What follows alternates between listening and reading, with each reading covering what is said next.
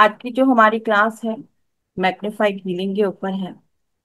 जैसे कि मैंने आपको बताया था कि मदर क्वाइनिन जो दया की और करुणा की देवी है, उन्हों के द्वारा ये मैग्नीफाइड हीलिंग इस दुनिया में आई। ठीक है, तो मैंने आप लोगों को उसमें बताया था जब हमारा वेबिनार होगा।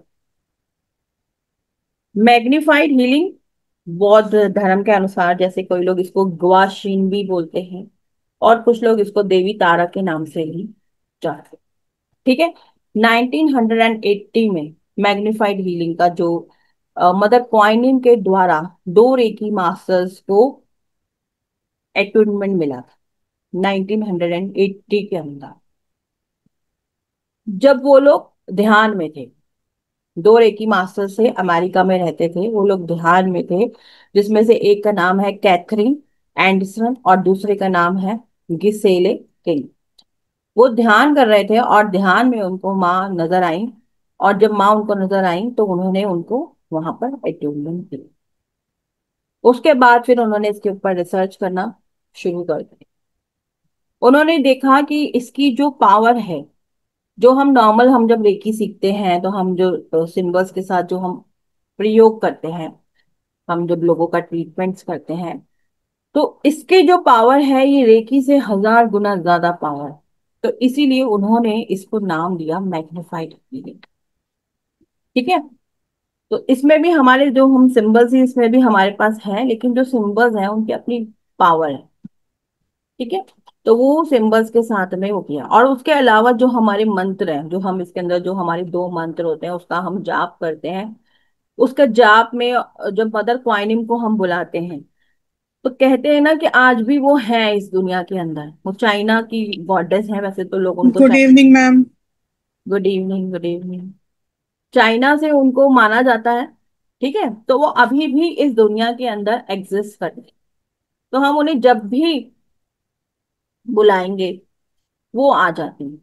ठीक है, आप उनका पिक्चर के रूप में अपने घर में लगा सकते हैं, आप उनके क्रिस्टल्स लगा सकते हैं। जैसे उनका फेवरेट क्रिस्टल होता है रोज क्वाइट, तो आप रोज क्वाइट को लगा सकते हैं, क्योंकि वो एक दया की देवी है, एक क्षमा की देवी है। बहुत लोग होते हैं जो लोगों को क्षमा नहीं कर पा रहे होते हैं। अगर आप उनके उनसे प्रार्थना करेंगे तो वो आपके हार्ट चक्र को हील करेंगी और आपके अंदर वो पावर आएगी कि आप लोगों को माफ कर। ठीक है, आप उनको बोलिए कि वो आपको इतनी शक्ति दें कि आप लोगों को माफ कर पाए, क्योंकि जब तक हम किसी को माफ नहीं करेंगे तब तक हम जिंदगी में आगे नहीं बढ़ सकते। इसीलिए उनको क्षमा की देवी कहा गया है। जब उनका मोक्ष हो रहा था, जब उनको मोक्ष की प्राप्ति हो रही थी, तो उन्होंने मोक्ष नहीं करा।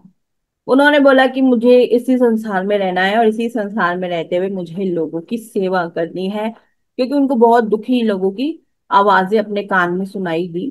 तो उन्होंने यही डिसाइड करा कि संसार में रहते हुए वो लोगों मतलब इस संसार के अंदर जब भी कोई उनको पुकारेगा वो वहां जाएंगी और उनको उनके जो भी दुख दर्द है उसको वो हील करेगा।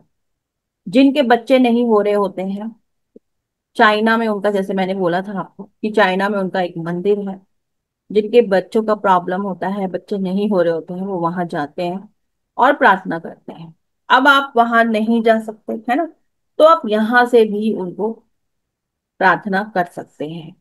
कोर्स के माध्यम से आप जुड़े हैं उनके साथ में, तो उनके जो मंत्र होते हैं उन मंत्रों का जाप करके भी आप उसको कर सकते। ठीक है, तो जब उन्होंने देखा कि ये बहुत ही पावरफुल सिंबल्स हैं, तो इन्होंने उन्होंने इसको नाम दिया मैग्नीफाइड हीलिंग।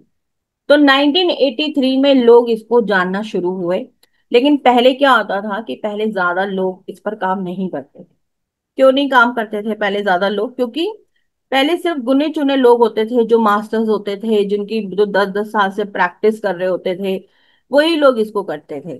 फिर धीरे धीरे करके इसको एक कोर्स के रूप में बनाया गया और आज सभी लोग करने लग गए। पहले मतलब 10-10 साल भी नहीं कह सकते, आप ये कह सकते हैं कि जैसे मॉन्क्स होते थे, जो संत महात्मा लोग होते थे, वो ही इसको यूज करते थे। जैसे मैंने बोला कि अभी भी तिब्बत के अंदर इस प्रथा, मतलब जो ये ट्रेडिशनल रेकी जो हम आपको सिंबल्स सिखाएंगे, इन सिंबल्स के साथ में आज भी वहां पर ट्रीटमेंट्स होते हैं। ठीक है, तो पहले वही लोग इनको सीखा करते थे। अब धीरे धीरे करके ये प्रचलन आया कि हाँ, आम लोग भी इनको सीखने शुरू हो गए हैं और अपनी हीलिंग करते हैं, साथ में दूसरों की भी हीलिंग करते हैं। ठीक है। तो आपको पता है कि जितनी भी बीमारियां होती हैं ये हमारे इमोशंस पर काम करती हैं, हमारे मेंटल लेवल पे काम करती है ना, मानसिक स्तर पे काम करती हैं, हमारे भावात्मक स्तर पे काम करती हैं। तो वहां पर ये बहुत अच्छे से काम करते हैं ये सिंबल, जिसके कारण हमारी बीमारियां नॉर्मल जो हमने जो अभी हमने रेकी सीखा है उसके अकॉर्डिंगली इसमें हमारी बीमारियां और जल्दी ज्यादा क्योर हो जाती हैं, ठीक हो जाती। तो इसीलिए इसको हम बोलते हैं कि आप लोग रेकी करने के बाद इसको सीखे, एटलीस्ट कम से कम मास्टर्स करने के बाद सीखिए। क्योंकि जो प्रोसेस होता है वो तो वही चलता है, प्रोसेस तो आपका वैसे ही चलेगा, बस सिंबल्स की बात होती है ना। तो इसीलिए कहा जाता है। और जो आपका एट्यूनमेंट होता है, जो आप इसको एट्यूनमेंट करते हैं, तो ये सिंबल्स की जो एनर्जी होती है बहुत हाई लेवल पर होती है। तो जब आप इसका एट्यूनमेंट लेंगे तो नॉर्मल आपकी बॉडी में भी तो कुछ ना कुछ चेंजेस होंगे ना, एनर्जी लेवल इंक्रीज होगा। अगर आपकी बॉडी में, जैसे हम लोग रेकी में 24 बॉडी पार्ट्स पे हीलिंग करवाते हैं, उसका जो मकसद होता है वो यही होता है ना कि हमारे जो 24 हमारे एनर्जी सेंटर्स हैं हमारे बॉडी के, वो हमारे हील हो जाए। जो भी ब्लॉकेज हमारे एनर्जी सेंटर्स में है वो ब्लॉकेज वहां से निकल जाए, ताकि हम आगे अपना जो भी हम एनर्जी को रिसीव करें वो एनर्जी को हम पॉजिटिव तरीके से अपनी बॉडी के अंदर रिसीव करें। क्योंकि एनर्जी, अगर आपकी बॉडी में वीकनेस है, अगर आपकी बॉडी, आप बहुत ज्यादा स्ट्रेस में है, बहुत आपके नेगेटिव थॉट प्रोसेस है, तो क्या होगा, आप जैसे जैसे एनर्जी को ग्रहण करते जाएंगे ना, तो आपके अंदर जो चीज होगी ना वो ही बाहर उभर उभर के आएगी। बहुत लोग बोलते हैं ना कि मैंने जब से हीलिंग करे मेरे को बड़ी प्रॉब्लम हो गई है। बहुत लोगों के साथ होता है ना ऐसा। हाँ, होता है। हाँ, प्रॉब्लम। अंदर के दबे हुए सब इश्यूज बाहर आ जाते हैं। हाँ, क्योंकि वो सारे के सारे इश्यूज बाहर आ जाते हैं। इसका सॉल्यूशन ये नहीं है कि आप डर के फिर उसको करो मत। इसका सॉल्यूशन ये है कि आप स्टेप वाइज चलो, और उसको छोड़ो मत, करते जाओ। एक टाइम पर आने के बाद वो आपको मतलब नॉर्मल हो जाए, उसके बाद आपको अच्छा भी लगेगा। प्लस आप मतलब आपके अंदर एक लेवल, इंट्यूशन लेवल आपका बढ़ जाए। ठीक है। अब क्या होता है कि जब कई लोग शुरू में सीखते हैं तो उनको पेट में बड़ा दर्द होने लग जाता है। जब एट्यूटमेंट्स लेंगे तो पेट में दर्द होगा, लूज मोशंस भी होते हैं, किसी को वॉमिटिंग हो सकती है, किसी को बुखार हो सकता है, किसी को सिर में दर्द हो सकता है। तो इट मीन्स कहीं ना कहीं वो नेगेटिविटी बॉडी के अंदर है। और जब हम उसको हील करते हैं तो वो बाहर निकलती है, और जब वो बाहर निकलती है तो थोड़ा सा आप, जो भी लोगों के साथ ये प्रॉब्लम होता है उनको थोड़ी सी वो दिक्कत देती है। पर आपको उससे पीछे नहीं हटना, मतलब ये नहीं कि मेरे को मतलब ऐसा हो गया मेरे साथ, ये कुछ है, पता नहीं क्या है, छोड़ दो बीच में, नहीं। उसको रेगुलर में करते रहो करते रहो करते रहो, धीरे धीरे करके वो स्टेबिलिटी अपने आप से आ जाए। अच्छा, कई बार ऐसा होता है कि हमने 2 साल पहले करते हैं, हमारे एनर्जी मतलब हमें कोई फर्क नहीं पड़ता, मतलब, और हम 2 साल बाद करते हैं तो हमें अच्छा लगता है, तो मैंने बोला एनर्जी लेवल ठीक होता है।